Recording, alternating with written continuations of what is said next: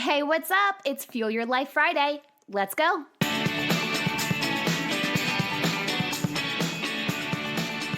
Happy Friday, friends. It's hard to believe that it's the last Friday of February and that we're nearly into March.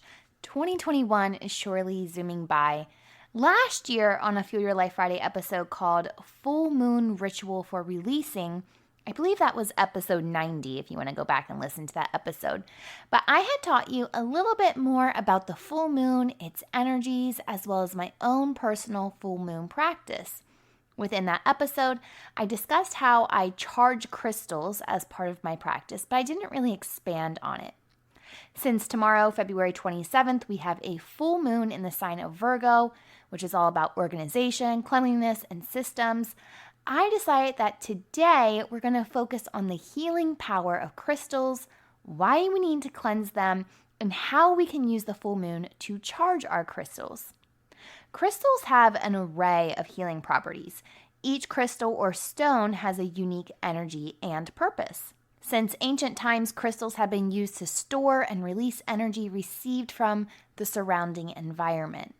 When we use crystals, we're absorbing the energies. Of course, this means that we use up its stored energies, and just like our cell phones or electronic devices, they've got to be cleaned and charged or else they lose power. So, how do we do this? Well, let's break it down into 3 easy steps.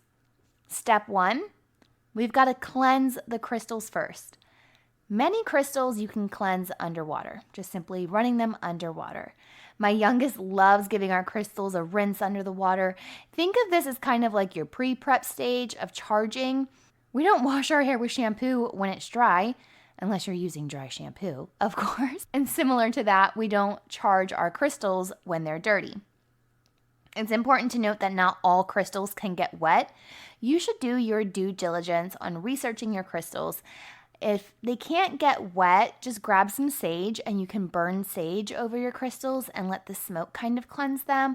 I've also gotten my friend Holly some stuff called white sage spray. You can use this if you would rather not burn the sage. You can use the spray to cleanse your crystals instead. Step 2. Now, this part is super optional, but I have found that my crystals kind of supercharge when I do this. After I've rinsed my crystals, I take them one by one to dry, and when I grab each one, I think of something I would like to release. Maybe it's negativity, maybe it's a person, maybe it's an emotion, a habit, a pattern. It can be anything that you are ready to release. And if you can only think of one thing that you really need to release, that's okay. Say it with every crystal you dry. Step 3. Give your crystals a moon bath. Now, after you've taken them and they're dry, you can lay them on your windowsill or take them directly outside. I do the latter unless it's raining. If you can keep your crystals on an earth element such as wood or the grass or similar, that's perfect. Keep your crystals out overnight. Let them get a full soak in that moon, but also leave them out for the first few hours of sunlight. You want the duality of the moon and the sun's energies on your crystals. Now, there are tons of ways that you can use your crystals. You can keep them on your body. You can keep them in certain points of your house, in your car, on your meditation or prayer table, or however you see fit. My youngest daughter oftentimes asks to sleep with crystals when she's had a bad dream or she can't sleep. She's been doing this since about the age of 4, and she's now 7. And if a 7-year-old can pick up on the healing properties, I bet you can tune in and feel them as well.